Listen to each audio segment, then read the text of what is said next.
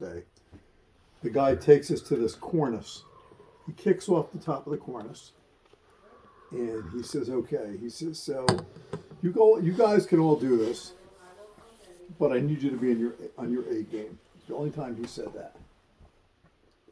So I'm thinking, okay, I got to be on my A game.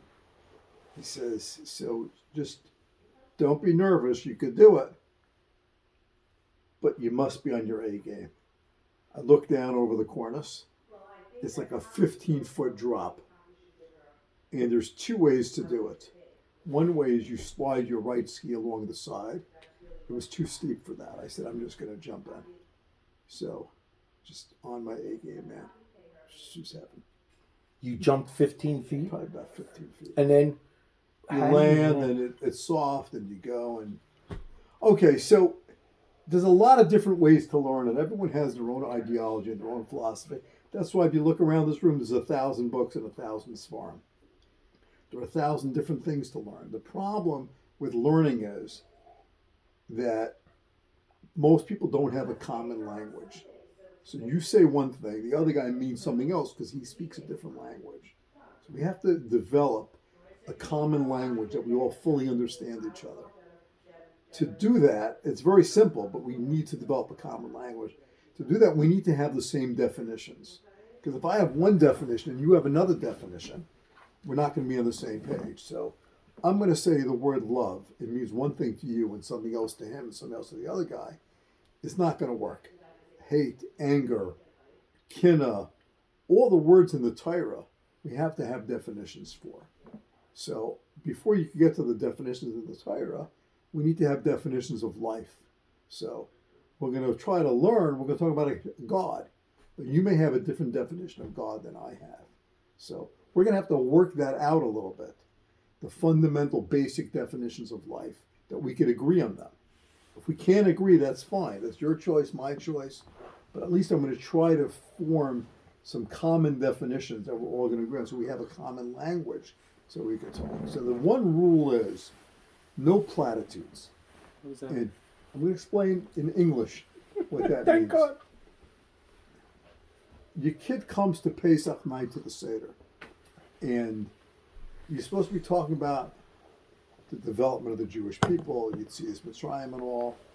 And he says, I learned in school, why does it say Avodah Mayinu L'Pari B'Mitzrayim? Why does it say, it should say Avodah Mayinu L'Mitzrayim? Why does it say L'Pari B'Mitzrayim? Zok the Chazon Ish, that it's L'Pari because whatever, some reason. And then you go on, and then it says Mitchilo Oivdei Avodah Zarah. So, Frek the Kasha, why does it say Berishayna, our ancestors were Oivdei Avodah Zarah? So that's most people learn. Those are called platitudes. They don't mean anything. And I'll bring to you proofs where they don't mean anything, they have no connection to reality. People are learning, and they're not really connecting to what they're learning. So if we don't connect to what we're learning in an organic way where it's real, it's a platitude. So if I ask a question and you answer it with a superficial answer that's not real, that's a platitude. And if you tell me because Rashi said, or the Ramban said, or this one said, or that one said, it's a platitude. You don't know what you're talking about. And you just said it's what Rashi said. So I'm going to give an example just to help uproot bad habits first before we build some good habits. Because if we can't get rid of the bad habits, we're going to be stuck in platitudes.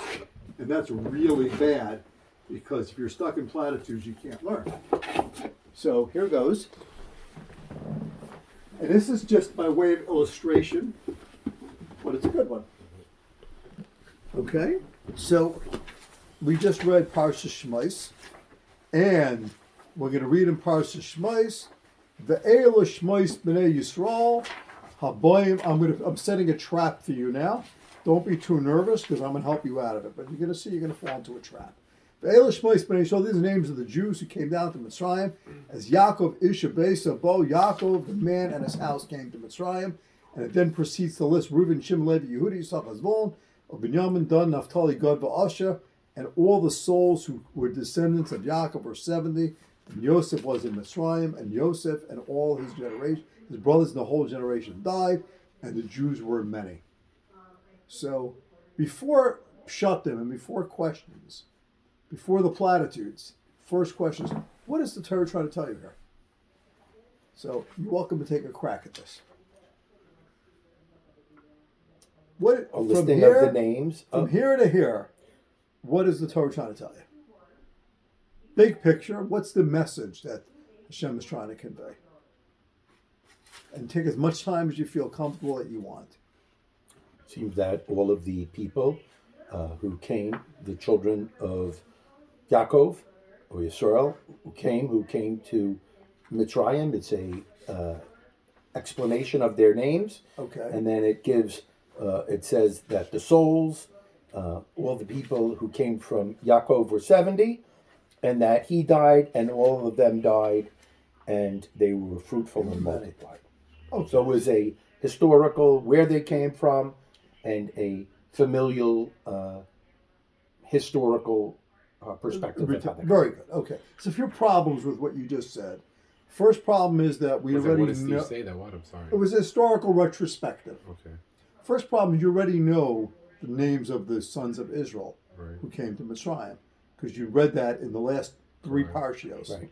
So you know already they came. So you don't have to tell me that they came to Mitzrayim. I The mean, shaila is why we're repeating the names specifically. Well, in general. before we get too granular, why we're repeating the names, Steve was telling me that we're trying to tell you a historical story, which is true. Right. However, the problem with that is the Torah already told you that. You could skip this whole thing. Maybe it thinks you forgot since the last page. No. No, I'm just kidding. So the Eilish Shmois B'nai Yisrael is not to tell you their names, because we already know their names. Right. So I mean, the Archaim says. Yeah. The Vav is Moisef al Rishonim. Yeah.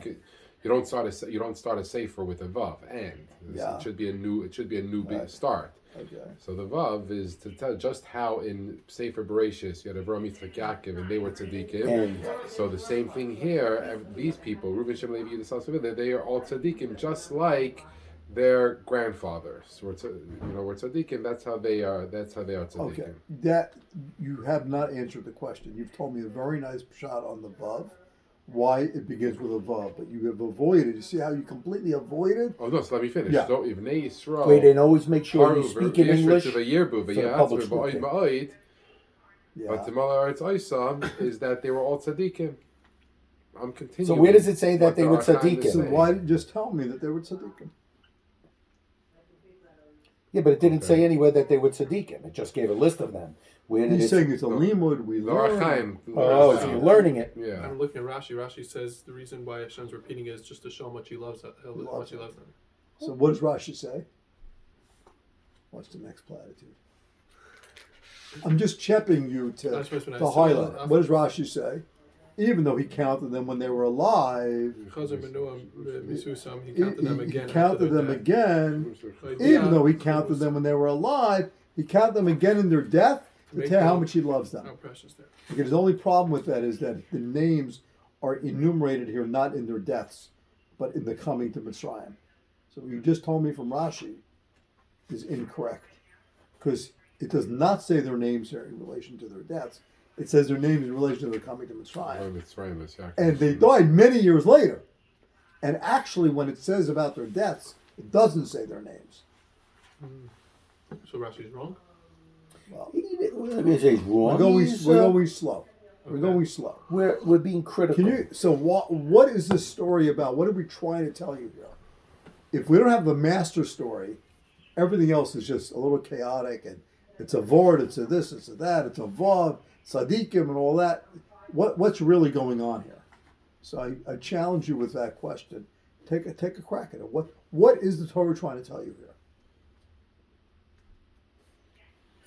I think the Torah, maybe for a thought, is trying to talk about continuity. It shouldn't be that you sit there, everyone knows who their father was, where they came from, but to show the continuity of Yiddishkeit, and it goes all the way back to Avram, and we are looking at it from the perspective not of who it was, but as a continuity of Yiddishkeit. And Okay, where there's we an are. element of truth in what you're saying. However, we still don't have the context. how that fits in here. Just like what Chaim Baruch said, all about the Vav and the Tzaddikim, and what you said about Chibastim, you're missing the context. I still have no idea what's going on. You said that Hashem loved them. You said that they were Tzaddikim. You said that there's continuity, but I have no context for why this is here. You still haven't answered the question, why is this here?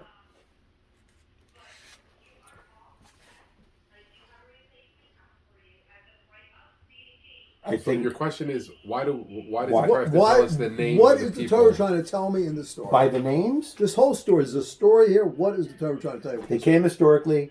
They learned the circumstances. They were from famine, and now they've done very well despite all of their Okay. problems and challenges. Okay. And now, as a Where- matter of continuity, here's where One we- second, Steve. Where was Joseph during this whole time? Or He during was this in whole thing? Mitzrayim. Steve, where was Joseph during this in whole Mitzrayim. Yeah. But the pasuk says, "V'Yosef hayu b'Mitzrayim." Yosef was in Mitzrayim. So Aaron's asking, we know that already. And we know they all came down in Mitzrayim. That's So Right, he there's was no already Kiddush there. here. Correct. There was no Kiddush here whatsoever. That seems to be on the thing. Obviously, they're going to die at some point, so we know they died. So big deal, they died. We don't say that for everyone, right? okay. Okay. So I'm going to posit the following. And this is only context. And now watch where everything you guys said is now suddenly going to take on fresh light. The context is that when Stalin banned Judaism in Russia, Judaism was banned for 70 years. Millions of Russian Jews lost their total Jewish identity in 70 years. Right? It's a Right. fact. Correct. Yeah. Spanish Inquisition. You're saying that the Yidden that weren't fighting it underground, those Yidden lost it. Yeah. And for millions of Jews, they lost their sense of nationhood. Spanish Inquisition, they lost it. But those were after thousands of years of Jewish history. Imagine if Stalin would have been the first 70 years. What would have happened? Would have eradicated Would have Judaism. been eradicated. Now, let's double the 70 years to 140 years. Let's triple it. 3 times 7 is 210. 210 years is about almost as long as the United States Republic. You're talking from the year 1700, 1800, 1900, 2000. From the year 1800, imagine the revolution was in 1776. Imagine the year 1810, when Benjamin Franklin was probably still alive, or Jefferson. Imagine if there's no shemitz of Judaism, there's no trace of Judaism for 210 years with a Stalin oppressing you.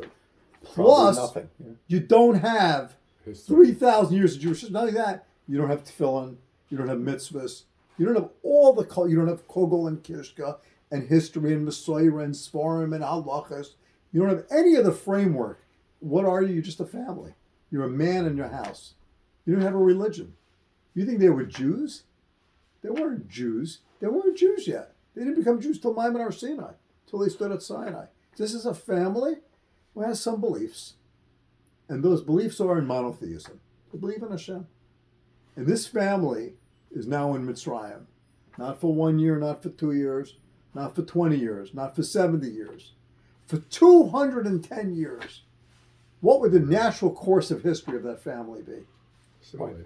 Totally absorbed into the greater culture, especially since you have access to the greater culture. Your brother's the viceroy, and you're part of the society and all that. And what happens? Instead, despite everything going on, that is where they become a nation. In the very place where you would think that they would be wiped out, the exact reverse happens, they become a nation. That's pretty remarkable. Well, how did that happen? What made that happen? Torah says, I want to tell you something. Please pop into Pasuk Zion. Right here. Oh, sorry. Despite the fact, now I'm ad-libbing this, despite the fact that they're in Egypt and they have no religion and they have no country and they have no kugel and no kishka, no herring and no svarim and no fables and no myths and no stories and no Torah. They don't have any of the things that make a nation. They have no common history to hold them together. They're there 210 years. Despite that, Uvnei Yisrael Paru, they become many as Jews, Vayishratsu, and they become more and more. Vayirbu, as if you didn't get the message yet, they become even more. But they don't become more weak. They become Vayatzmu, they become strong. They don't just become strong as a people. B'ma'oid, they become exceptionally strong. V'timali ha'aretz ois Mitzrayim, instead of Mitzrayim absorbing them, Mitzrayim gets filled with this foreign group of people. Jews who we said in the previous parshas, Egyptians hated them. They despised them. How easy it would be. Why did they despise them? Why did the Egyptians despise the Jews? Because the Jews ate Their God. their God. Their God was Cow. sheep. Sheep. Was sheep, and the Jews Right. ate sheep. So how easy it would be to say, you know what? Let me stop eating sheep. And let me worship the sheep. What's the big deal? I'll worship Hashem, I'll worship the sheep, I'll worship an eagle. What's the big deal? And instead, but tomorrow the land becomes filled with Jews. Well, how did this happen? And you'll soon see the Torah repeats this theme again and again. Now let's go back to the beginning. So I want to tell you how this happened. This is not the story of the arrival of the Jews in Egypt. That was already said. The Elish Shemos, these are the distinctive names of the people who came to Mitzrayim. First of all, they were Bnei Yisrael. These were not regular people. They had a father, Yaakov. Yaakov, who was Yaakov? Yaakov survived Lavan's house. Yaakov survived Esau. This was no guy who grew up in a gilded cage where everything was perfect and he was able to survive. He lived in the house of Lavan. He lived with Esau and he was able to maintain his distinct identity. He wasn't even like Yitzchak, because Yitzchak never had that challenge of living with Lavan. He was Yaakov. Elish Shemos, a shame is that who is distinctive. We'll come back to the love in a minute and all that. These were distinctive people. Who were they? They were the sons of Yisrael. What's the difference between Yaakov and Yisrael? Yaakov is the name. Yaakov reflects the essence, but Yisrael is the status. Yisrael is the status of the rulership status. They were the sons of Israel. They were not mere just regular people. They came to Mitzrayim, and how did they come? They didn't come as some disparate group without strength. They came as Yaakov, with Yaakov, Ish Ubeso. They came the man and his house together, Bo. They came as a unit. So when they came down to Mitzrayim, it wasn't, Chaim Baruch's in the business, Issachar went into the business, the next guy went into the business. He's, okay, I'm also this, that, we're together, yeah, we'll go hang out. No. This wasn't a hangout. They came as a family unit. The house of Yaakov and his house came with the status of Bnei Yisrael. And the Torah says, and these were no mere ordinary people. We just read about them in the brachas. This was Reuven. Reuven had great leadership skills. Shimon had leadership skills. Levi, Yehuda, and the Torah is referencing their name because each of them lent something powerful and necessary to the equation of survival. And then we go on, and they were not alone. It wasn't just the 12 brothers. Vayihi kol nefesh Yosef Yerach Yaakov Shivim nefesh. There were 70 souls, even though they started as a very small family. At this point, there were 70. And there's a concept in Judaism that 70 represents the totality of the universe. There's 70 nations, right? It's a concept that's the totality of humanity. So in a sense, there were a totality of humanity within the Jewish people. But among them, they didn't all come down. Of the 70, Yosef was already in Mitzrayim. What did Yosef do in Mitzrayim? They just found out last week. You know that. They just found out. They did the scan of King Tut, right? The thing, and they found he was circumcised. That's so unusual. Joseph got everyone to. He got everyone to circumcise him. So they Or just to get found out food. now. They're shocked. Archaeologists are shocked. They just did a scan of King Tut in the mummy. Guy's circumcised. Circumcision by an Egyptian Gentile? That was a Jewish custom. But Joseph was already in Mitzrayim, and Joseph was preparing the way so that when the Jews lived there, they should have a distinct identity. What did Joseph tell the brothers? Don't live in Mitzrayim proper. I want you to live in Goshen. Goshen's on the outskirts. I want you to tell the Egyptians you herd sheep. which is There you go. anathema to them. Right, It's disgusting to them.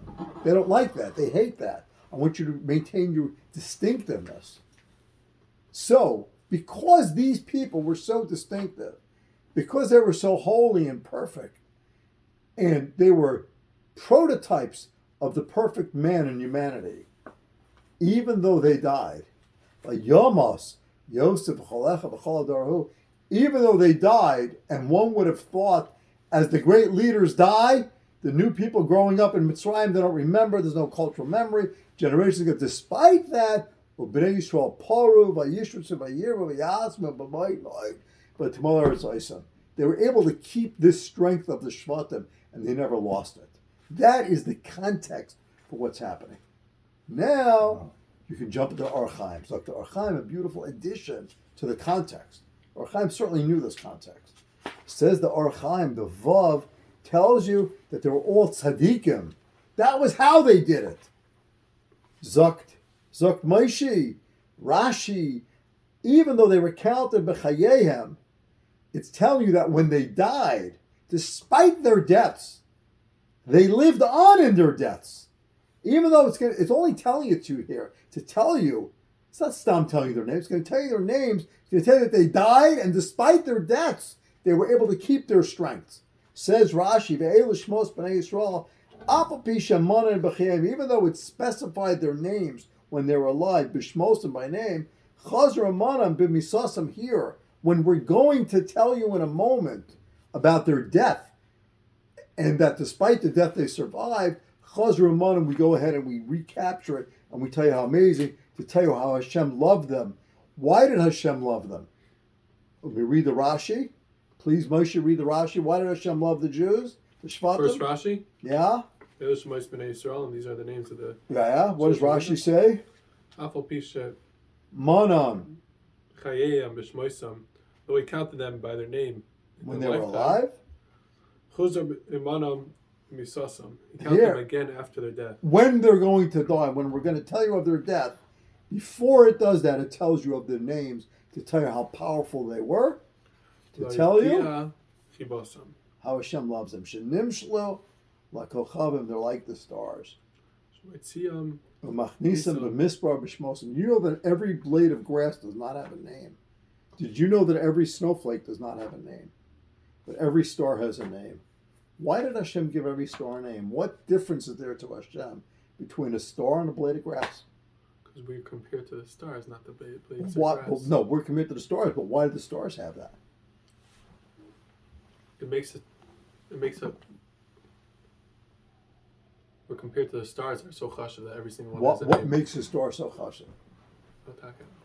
That they're compared to. That we're compared to them. What makes a star chashav? That That's we're circular reasoning. Right. No, but what you're saying, what makes a star What makes a chashav? star? What makes a star something? Hashem doesn't give every star a name. Matter of fact, there's a star registry. You can name it. You think Right. but Hashem already gave it. Yeah, it's too. Yeah. Yeah. $29.95. What makes a star so? Stars have two things about them. Number one is they provide light for humanity in the darkness. No matter what darkness you go through, stars are providing light through the darkness. What do the Jews do? They provide light in the darkness. What do these Shvatim do? They're going to be in Mitzrayim. They're going to be in the dark ages, 210 years of the dark ages of misery in Mitzrayim. And these Shvatim are going to provide the light through the darkness. The other thing about a star is that the closer you get, the brighter and the more powerful it is. So it only seems approachable from afar. But when you get close to the star, it's a powerhouse. You get close to a blade of grass, it's just a blade of grass. But when you can't even get close to a star. A star's like the sun. That's how powerful they are. The other thing about a star is that many of the stars that you see died already. That blows my mind. But even though the star died, its light is still reaching you. The Torah says, I'm going to tell you something about these Shvatim. They were so holy and great. If you can't even approach them, the closer you get, the more brilliant they get. And they're going to provide light for the Jews in the darkness of Mitzrayim. And even after they die, it doesn't matter that they died. Their light continues to guide them. And that's why Hashem gave the stars name. That's why Hashem is repeating their names here.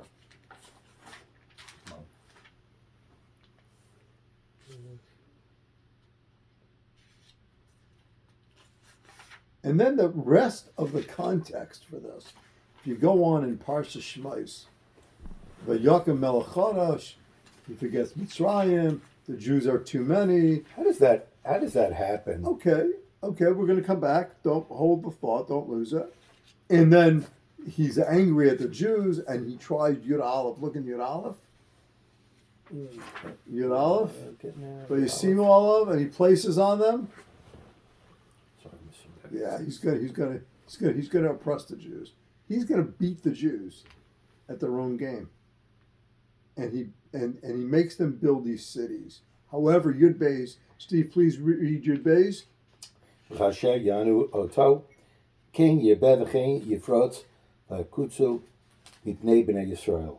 As in direct correlation to the oppression, instead of the oppression wearing down the Jew, instead of the oppression knocking out their identity. That's the whole goal of Paro, is to knock out their identity, to win the battle.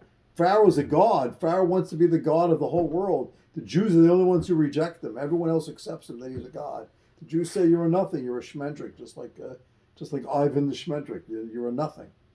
And so Pharaoh tries to oppress the Jews, and as he's trying to wipe out their cultural and religious identity, the more he does that, the stronger they become.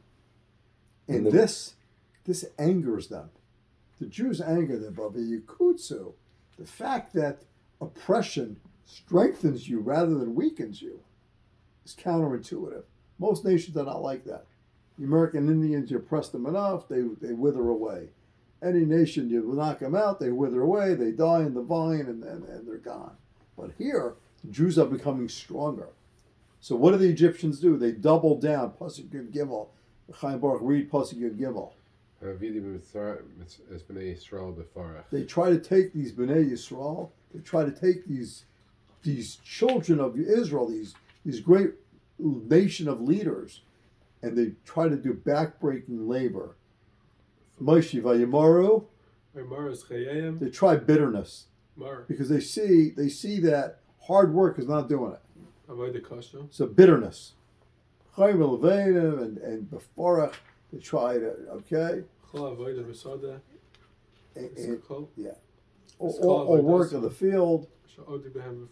Everything they did was to try to break their spirits because they want to break the Jews. And we go on and you see this whole story with the children, with Pharaoh, with the sons. And ultimately this ends with Parai commanding that Kol Habein HaYiloid HaYoir Tashtifu. It ends in genocide, as it always does. It ends in genocide. What do you mean, as it always does? It always does. Evil always destroys itself throughout history. Evil always ends like the French Revolution. It always ends in murder. Every revolution of someone else or of somebody them? else. All revolutions end in genocide. How did Stalin end? In murder. He murdered millions of people. The French Revolution was only in the tens of thousands, hundreds of thousands. All revolutions end like that. So, but here we go on, and instead of this breaking them, an Ishbi-based Levi goes, and he has a child, and the child is hidden away, and Bas Paro, I'm moving fast, so you have the context. Bas Paro goes down to the river, to the Nile. She sees him, and she defies her own father. You realize she committed a sin that was the penalty of death. You know, if you think about that, that's like the daughter of Hitler taking a Jew when he has the concentration camps and saying, I'm going to let you live in my house and I'm going to be your mother. Yeah. With her father right there. Right. And she knew it was a Jew, right? It says in Torah that she knew he was a Jew. So what did Paro say to Bat Paro? Yeah. Didn't he say to her, can we have a little discussion? There's something you're doing which I'd kill anyone else for? And this leads, her deed leads to Moshe Rabbeinu. I mean, she's the heroine of the story, right? So this story here, the context is so vital to understand it. And that is what I call chumash without platitudes. that you must have the context. What simple message is the Torah trying to tell us? Once you have that, all the other Mefarshim get grafted on. They're all looking at this context from a different angle, but they don't really try generally to argue on the context. They're just trying to like add to it a little bit.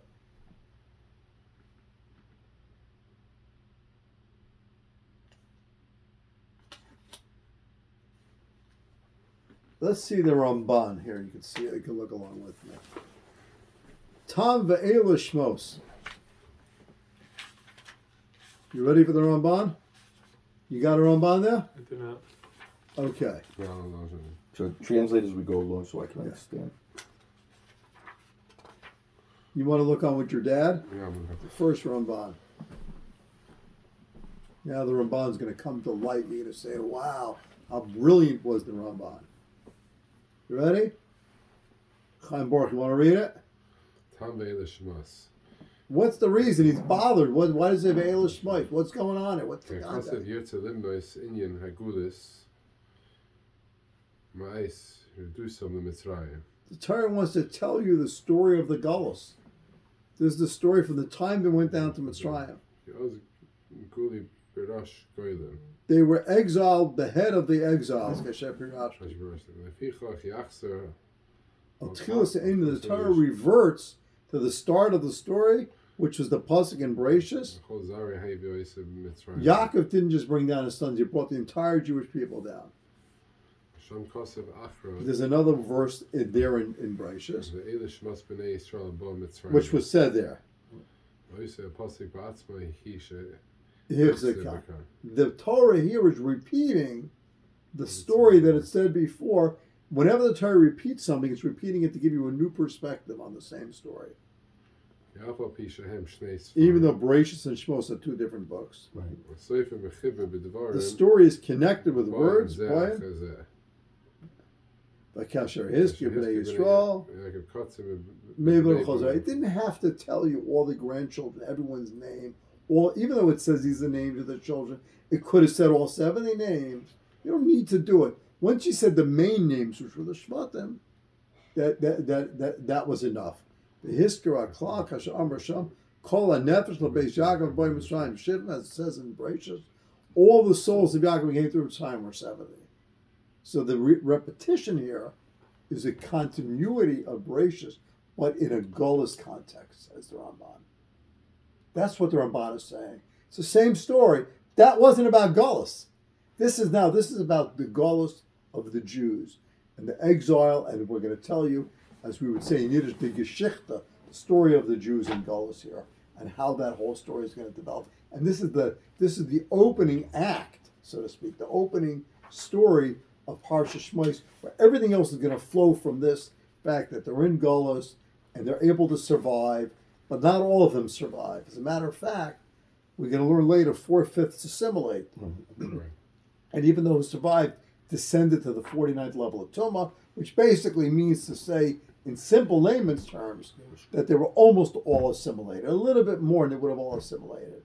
But it was only the great strength of the Shvatim and the house of Yaakov and the fact that they came together and that Yosef paved the way that they were able to survive the tremendous gullus that they were going to have in Mitzrayim. And the Torah says, despite everything, they still managed to flourish, survive, and be strong.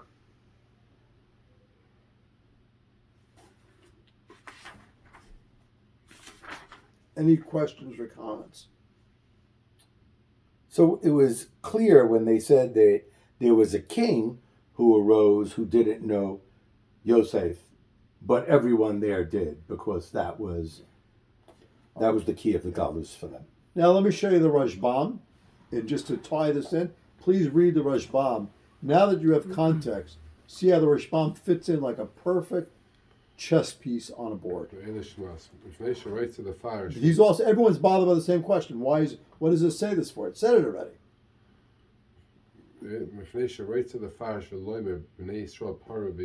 Because we want to tell you that the Jews were fruitful and multiplied, because we're going to want to tell you how many Jews there were and how strong they were. that had to go back to only 70. And they all died out. And despite the fact that they all died out, even after that generation part of the Yishritzu, and Pari Vayokam Melachadish V'Neschakim Aleim Lamatam, Pari wants to wipe them out. And Loi Hayoloi, he failed because the Jews were strong. And they were strong because of the others, because of the power of these Shvatim.